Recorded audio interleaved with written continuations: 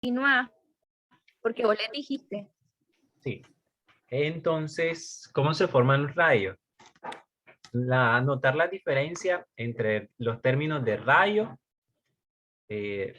relámpago y trueno. A continuación, al ver el video.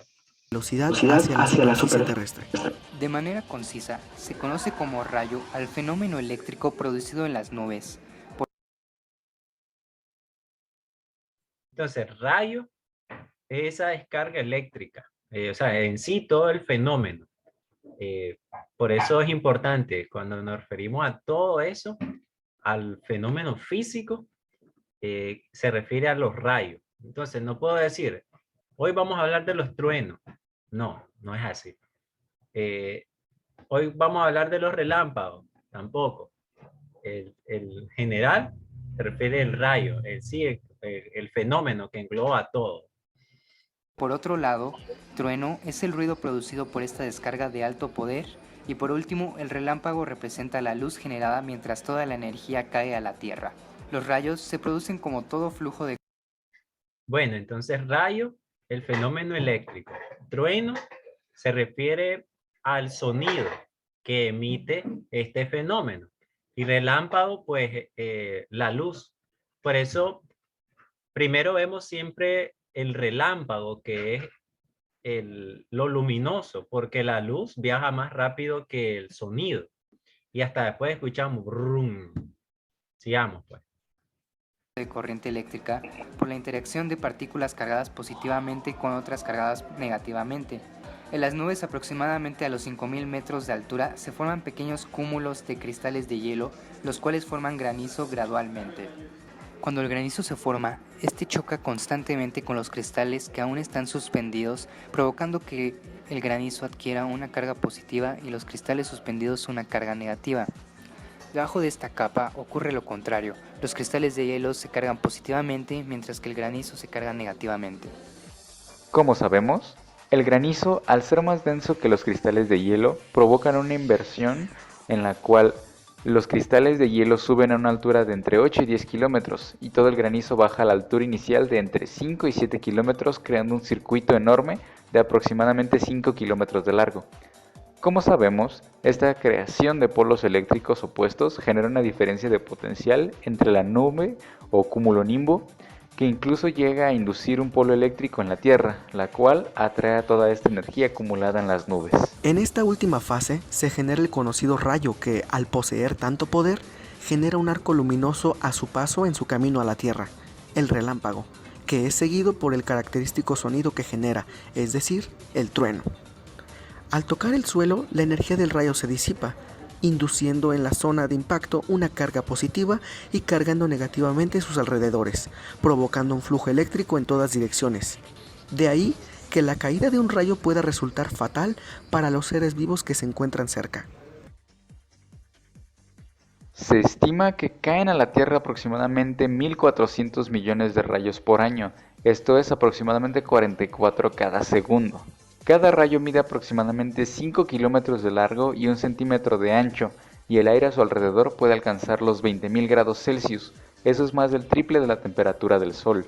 Cada descarga tiene entre 1.000 millones y 10.000 millones de julios, con una corriente de 200.000 amperes y más de 100 millones de voltios. Caen 10 veces más rayos en las masas continentales que dentro de los océanos. El 70% de los rayos caen en la zona de los trópicos. La principal causa de muerte luego de recibir un rayo es el fallo renal o cardiopulmonar. La principal causa de muerte en interiores por rayos es a causa de la electrificación del sistema de tuberías o un mal aterrizaje de las conexiones eléctricas.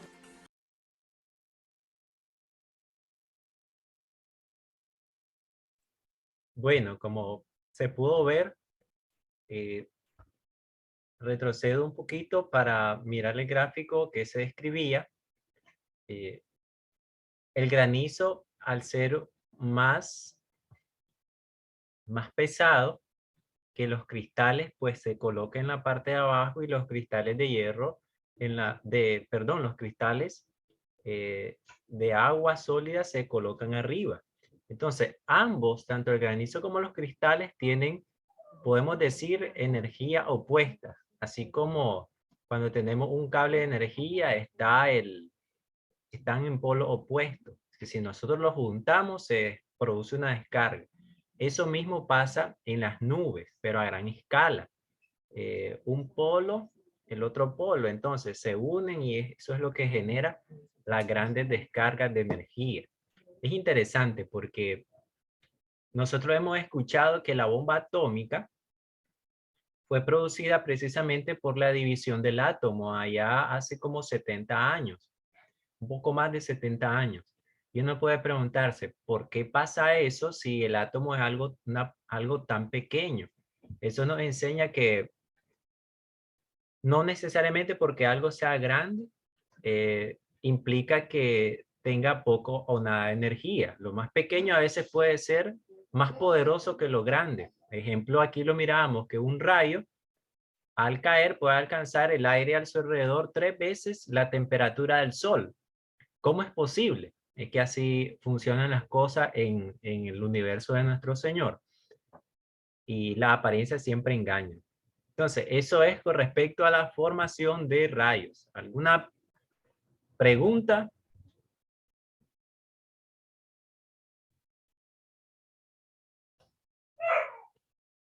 Bueno, si no la hay, entonces ya sabemos la diferencia entre rayo, relámpago y trueno. A ver, Sara, recordanos qué es un relámpago.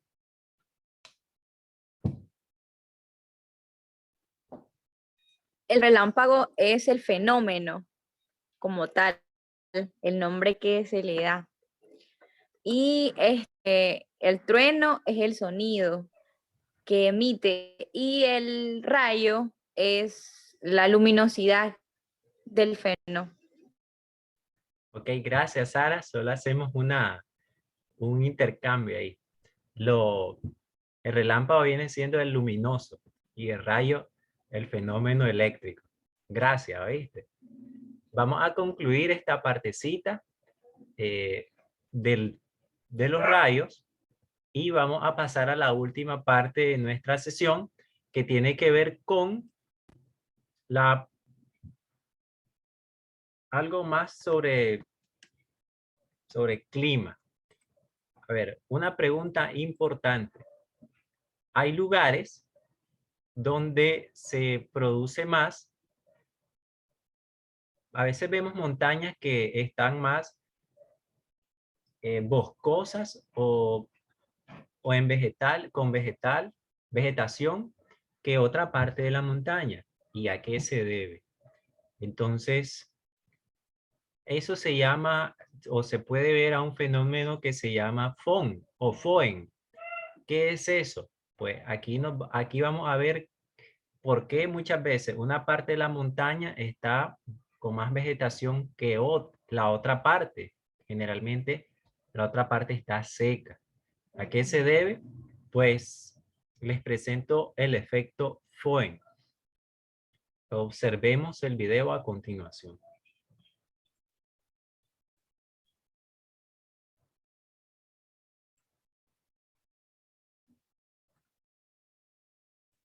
Para los que sepan mucho alemán y poco de meteorología, la palabra Föhn significará secador de pelo. Y no irán muy desencaminados porque el viento resultante del efecto Föhn, como el que sale de estos aparatos, es un viento seco y cálido. El denominado efecto Föhn o Föhn toma su nombre alemán de un viento característico en el norte de los Alpes, pero en Andalucía tenemos vientos locales como el terral o el levante que también obedecen al efecto Föhn. Como resultado de subir y bajar una barrera montañosa, el viento llega al otro lado recalentado y reseco, hasta el punto de poder ser dañino para las cosechas, poner nerviosos a los animales o incluso dar dolor de cabeza. ¿Por qué ocurre esto? Cuando el aire se eleva, se enfría. Por el contrario, cuando el aire desciende, se calienta. Aproximadamente 1 grado por cada 100 metros. Si fuera solo por esto, no tendríamos efecto Föhn, porque aunque el viento se enfriase al subir la montaña, volvería a calentarse de la misma manera al bajar. Veamos qué ocurre por tanto. El aire, al llegar a la montaña, sube y, como hemos dicho, se enfría. El aire en mayor o menor medida contiene agua, no la vemos puesto que está evaporada, pero al enfriarse ese agua cambia de estado y comienzan a aparecer minúsculas gotitas y como resultado aparece una nube. Por tanto, ya entendemos por qué el aire llega al otro lado de la montaña reseco, porque ha dejado gran parte de la humedad en la ladera de Barlovento, de donde llega el viento. Pero decíamos que el resultado era un viento seco pero también cálido, como el de los secadores de pelo, ¿recuerdan? Bien, el agua al calentarse lo suficiente se evapora, pues al producirse el proceso inverso, al volver el agua al estado líquido, se libera parte de ese calor que fue necesario para su evaporación. Por tanto, al formarse la nube en la cima de nuestra montaña, también se libera parte de ese calor latente que contenía la masa de aire. Por tanto, ya no se enfría 1 grado por cada 100 metros, sino solamente 0,6 grados, es decir, casi la mitad de lo que se va a calentar cuando baje por el otro lado de la montaña.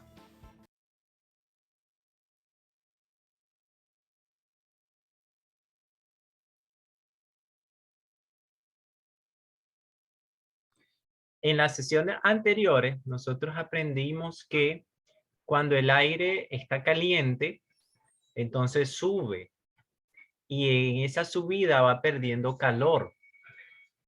Recordemos esto bien importante porque lo vamos a mencionar en un momento y eso nos va a ayudar a explicar por qué en los valles hay más calor que en la cima de una montaña.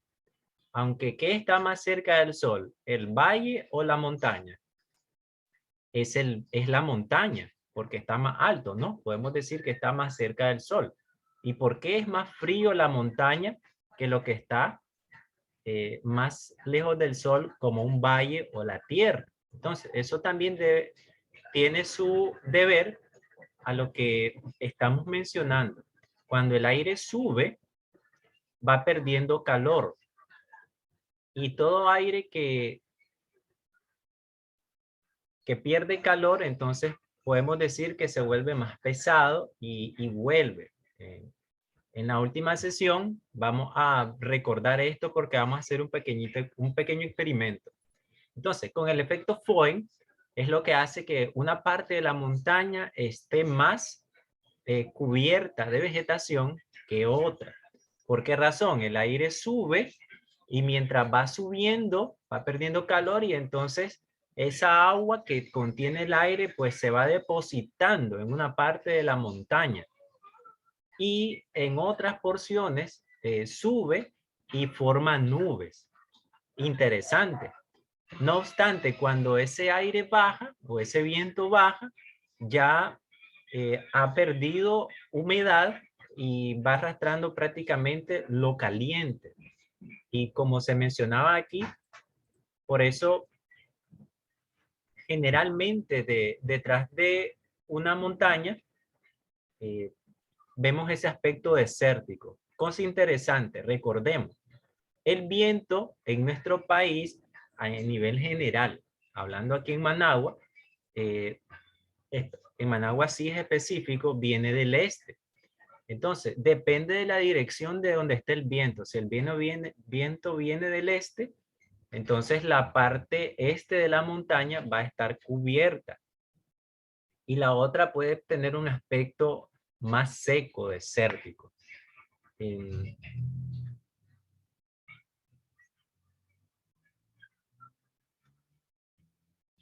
Observemos otro video que nos va a complementar esto que estamos aprendiendo.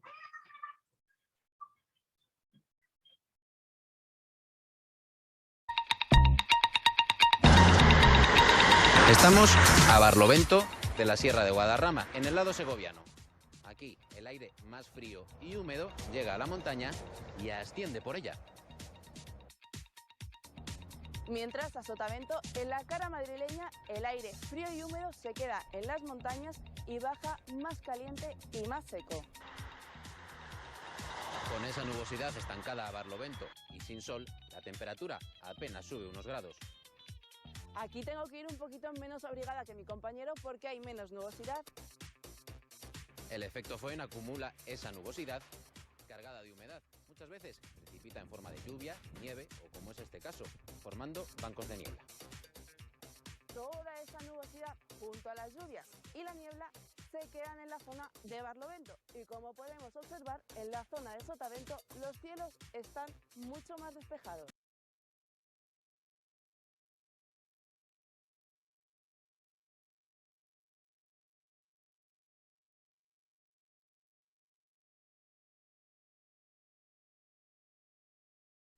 No se escucha. Gracias, Sarita. Ok. Eso es en España, ese video que acabamos de ver. En nuestro país, eso podemos encontrarlo en la región central, que es la región montañosa de nuestra tierra.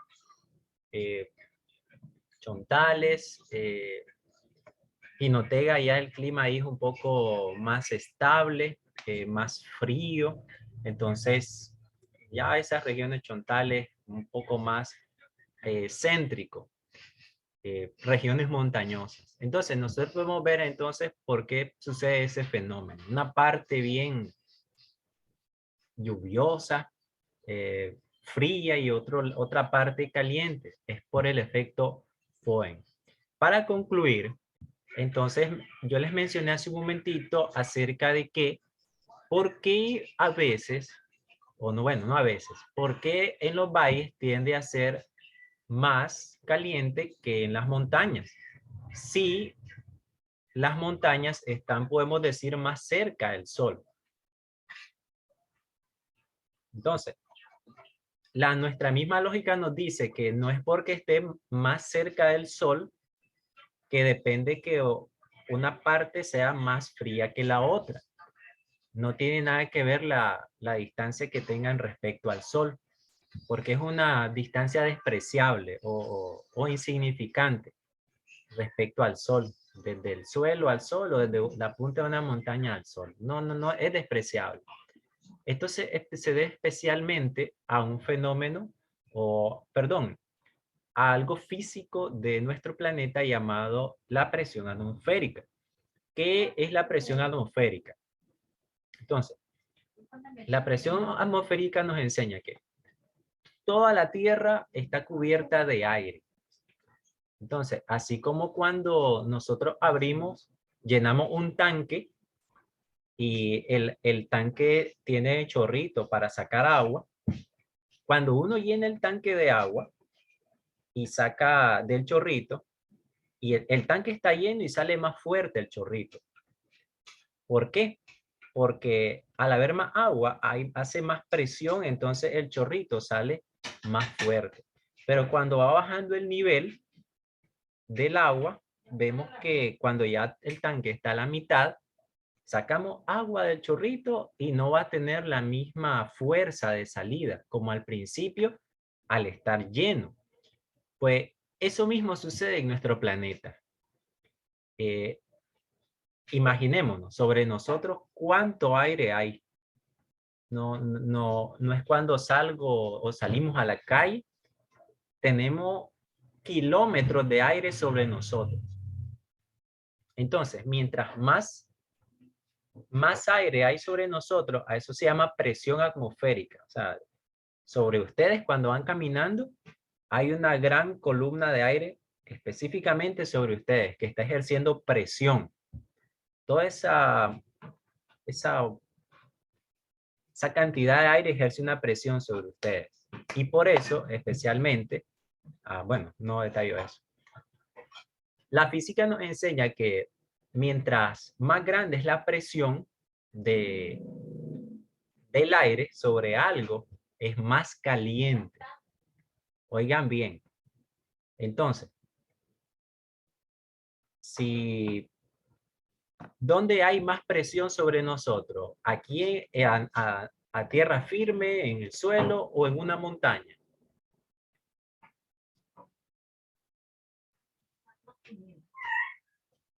¿En qué lugar hay más aire sobre nosotros? ¿Aquí, en el suelo o en una montaña?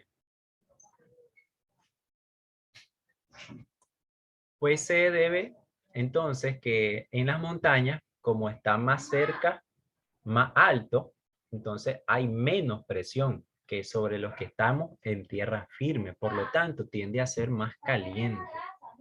Entonces, precisamente por la presión atmosférica es porque vemos lugares más fríos en las alturas y los valles o lugares como donde caminamos nosotros, como hay más presión, más cantidad de aire, entonces tiende a ser más caliente.